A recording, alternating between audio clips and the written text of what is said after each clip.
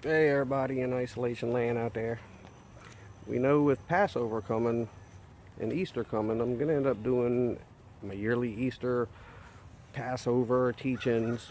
But for right now, I think everybody needs something, a little hopeful. So this time we get to do something a little cool.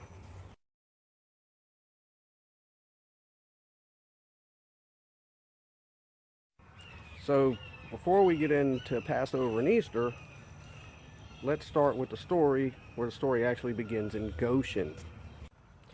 This little light of mine, I'm gonna let it shine, yeah, this little light of mine, I'm gonna let it shine. Goshen is the little providence inside of Egypt that was set up by Joshua so God's people could always be drawn near to him when they went into Egyptian captivity. So even in their slavery and the pestilence and the death, they're always there and near to God.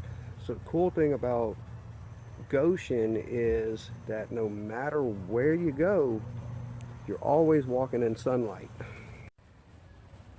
You shall dwell in the land of Goshen, and you shall be near to me, you and your children's children, your flocks, your herds, and all that you have.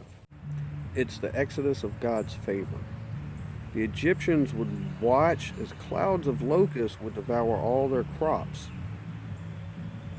while the Israelites were still harvesting within Goshen, while the Egyptians and Pharaoh would endure the deaths of their own sons. All the Israelites would walk out of Egypt, the old, the lame. It was a mass healing of God's people.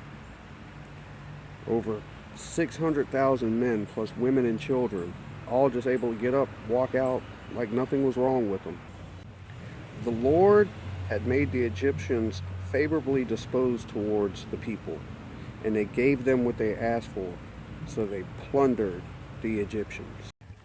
So as we go into the story, you see that God tells Moses to make sure that Pharaoh knew that Israel was not being affected by any of the plagues which were being brought to all of Egypt. Exodus 8:20. Then say to him, and in that day I will set apart the land of Goshen in which my people dwell, that no swarm of flies shall be there, in order that you may know that I am the Lord in the midst of the land. The thick swarms of the flies came into the house of Pharaoh, into his servants' houses, and into the land of Egypt. However, according to the message of God given to Pharaoh, they did not affect the land of Goshen, nor the Israelites. So the Lord did this thing on the next day, and all the livestock of Egypt died. But of the livestock of the children of Israel, not one died. So all the different plagues through the story of Moses would fall upon Egypt throughout the whole land of Egypt, all except the Israelites. Israelites wouldn't be affected by any of that. Goshen sort of had what you could say like a force field around them. So yet Goshen, we see, was in Egypt. The laws of physics were different there. They were operating under a divine law. And the divine law would be the light of Goshen, the light of the world. Exodus 10:20. Then the Lord said to Moses, stretch out your hand towards heaven, that there may be darkness over the land of Egypt, darkness which may never be felt. Moses stretched out his hand toward the sky, and total darkness covered all of Egypt for 3 days. No one could see anything else for these 3 days. No one left his place. And here's the cool part. Yet Israel had light in their dwelling.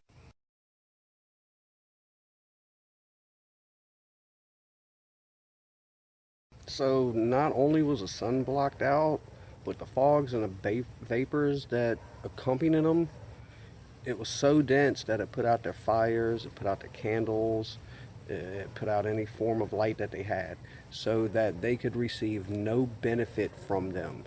Neither rose up any from his place for 3 days, from the place of his habitation, not being able to find his way to the door.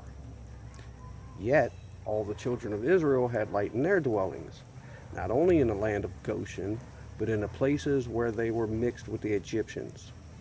So we see that the entire land of Egypt was just totally blanketed in a darkness, what the Bible called a darkness to be felt. No one could see each other, and they were effectively blind, such that no one could even leave their homes. But if you look at the Hebrews in the land of Goshen, somehow miraculously they had light.